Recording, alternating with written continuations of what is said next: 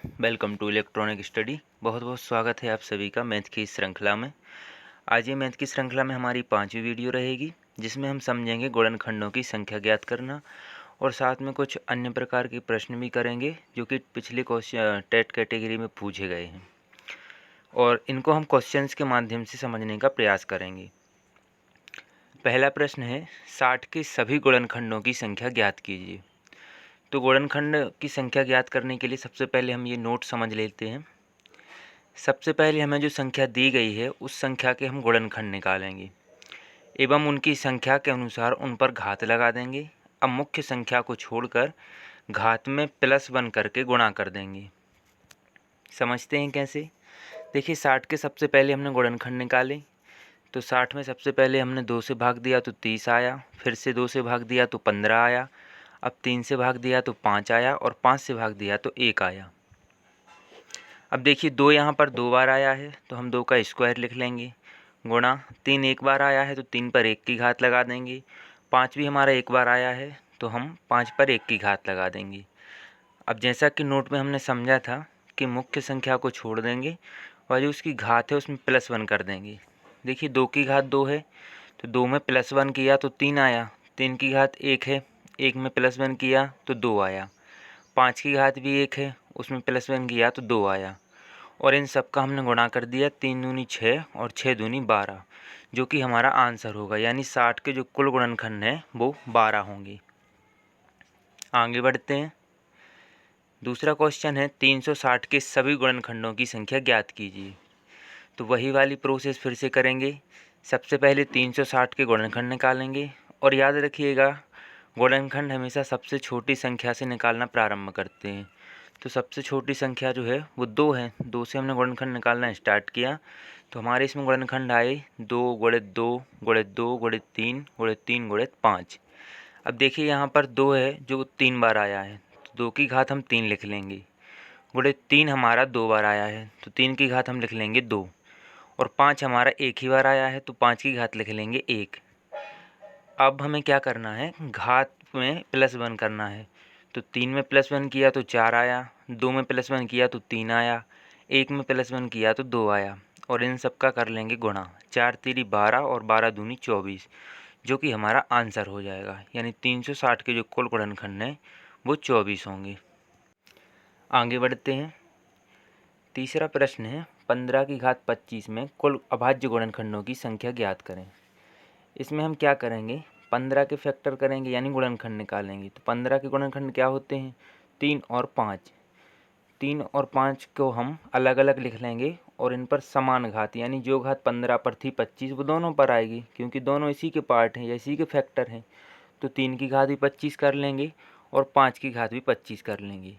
अब देखिए इसको 2 प्रकार से कर सकते हैं, या तो इनकी घातों को जोड़ लो, 25 और 25 को ऐड किया तो 50 आया, या फिर क्या करेंगे, जो भी संख्या की घात है और जितने भी फैक्टर हैं उनका आपस में गुणा कर देंगे। देखिए घात है इसकी 25 और इसके कुल फैक्टर कितने हैं, 2, 3 और 5, ये 2 फैक्टर हैं। तो घात का गुणा करेंगे हम इसके फैक्टर में यानी 25 दूनी 50। इस प्रकार से भी हम इसे कर सकते हैं। आगे बढ़ते हैं।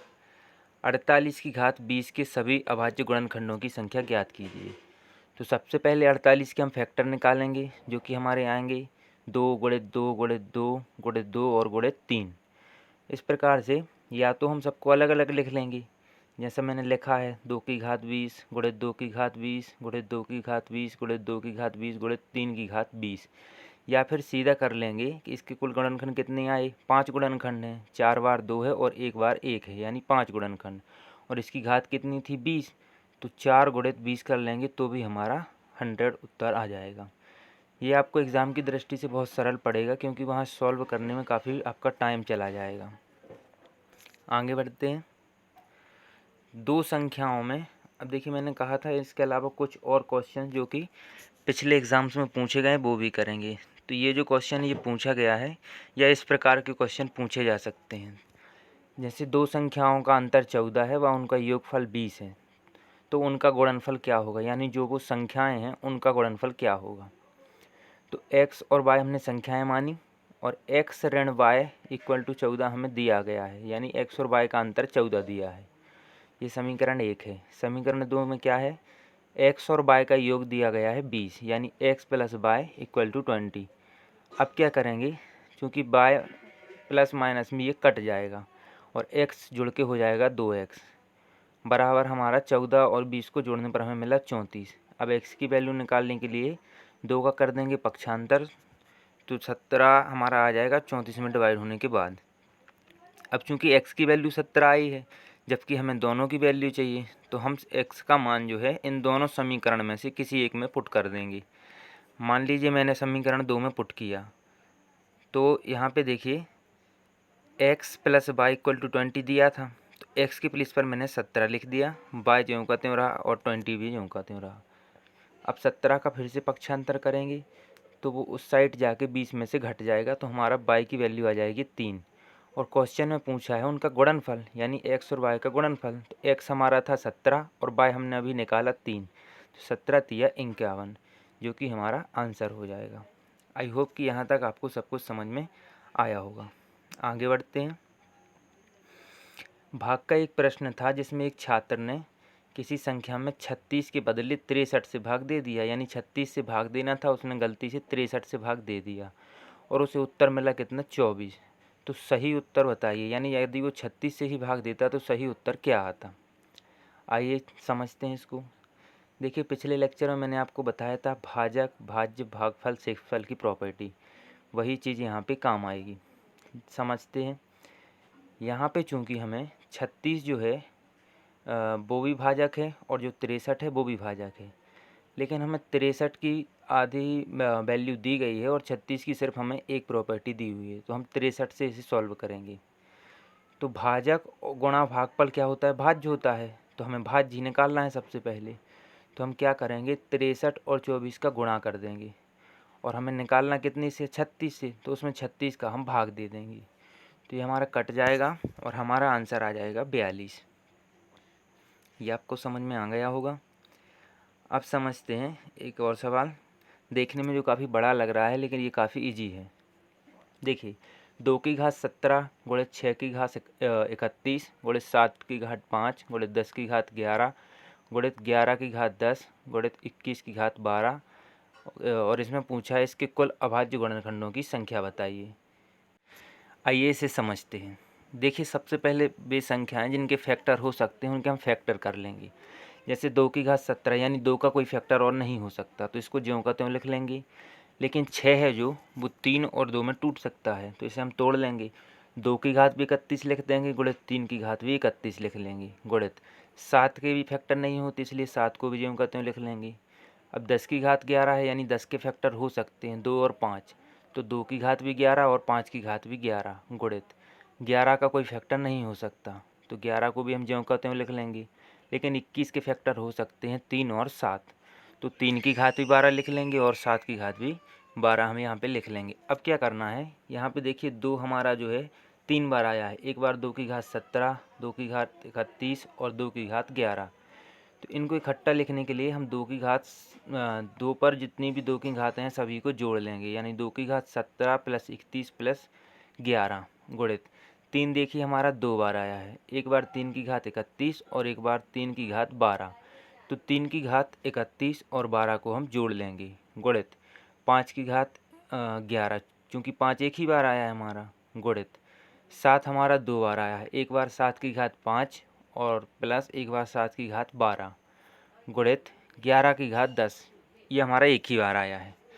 अब क्या करेंगे, इनकी जो सभी जो हमने घातें निकाली उनको जोड़ेंगे, तो 2 की घात हो जाएगी 59, 3 की घात हो जाएगी 43, 5 की घात हो जाएगी 11, 7 की हो जाएगी 17 और 11 की हो जाएगी 10। अब बेस को छोड़ देना है और सिर्फ घातों को जोड़ लेंगे। 59, 43, 11, 17 और 10, इन सबको जोड़ेंगे तो हमें 140 मिल जाएगा, जो कि हमारा आंसर होगा। और ये मैंने काफ़ी ज़्यादा स्टेप में लिया है, ये बहुत छोटा है, आप लोग इसे करके ज़रूर देखिएगा। एक और सवाल समझते हैं। 2 की घात 3 गुणित 5 की घात 7 गुणित 21 की घात 4 गुणित 10 की घात 8 में कुल कितने अभाज्य गुणनखंड होंगे, इनकी संख्या बतानी है। देखिए 2 हमने अभी बताया कि इसके कोई फैक्टर नहीं टूटेंगे, तो इसको ज्यों का त्यों लिख लेंगे। 5 के भी नहीं टूटेंगे, इसको भी ज्यों का त्यों। अब 21 के क्या होंगे, 3 और 7, तो दोनों की घात 4 4 कर लेंगे, गुणित अब 10 की घात 8 है, यानी 10 किस में टूटेगा, 2 और 5 में, यानी 5 दूनी 10। तो 2 की घात भी हम 8 लिख लेंगे और 5 की घात भी 8 लिख लेंगे। अब क्या करेंगे, 2 की घात यहाँ पे 2 बार आई है, 2 की घात 3 और 2 की घात 8, तो हम लिख लेंगे 2 की घात 3 प्लस 8 गुणित 5 भी हमारा 2 बार आया है, 5 की घात 7 प्लस 8, 3 हमारा एक ही बार आया है, 3 की घात 4 गुणित 7 भी हमारा एक ही बार आया है, 7 की घात 4। अब इन घातों को जोड़ लेंगे तो 2 की घात 11, 5 की घात 15, 3 की घात 4 और 7 की घात 4। अब बेस को छोड़ देंगे और इनकी घातों को जोड़ लेंगे, 11, 15, 4 और 4, तो हमारा आंसर आ जाएगा 34, जो कि हमारा फाइनल आंसर था। तो आज की क्लास में बस इतना ही। आगे भी हम कुछ इसी प्रकार के क्वेश्चंस के माध्यम से कॉन्सेप्ट को समझेंगे। कैसा लगा आपको हमारा ये सेशन, फीडबैक में ज़रूर दीजिएगा अपना जवाब। जुड़े रहिए इलेक्ट्रॉनिक स्टडी के साथ। बहुत बहुत धन्यवाद।